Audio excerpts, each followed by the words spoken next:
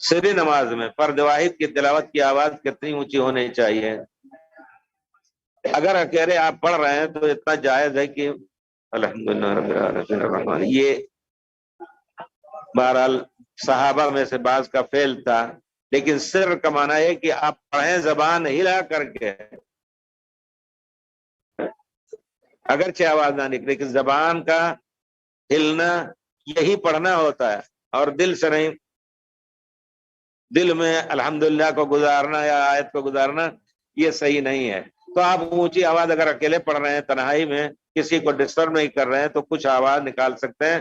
اور خود پیارے رسول صلی اللہ علیہ وسلم امام کی حیثیت سے ظہر کی صلاۃ میں صحابی کہتے ہیں کان رسول اللہ صلی اللہ علیہ وسلم یقرأ ویسمعنا الآیۃ احیانا، آپ ظہر کی نماز میں بھی سری میں پڑھتے تھے، کبھی کبھی آیت آپ سناتے تھے ہمیں، یعنی آپ پڑھ رہے ہیں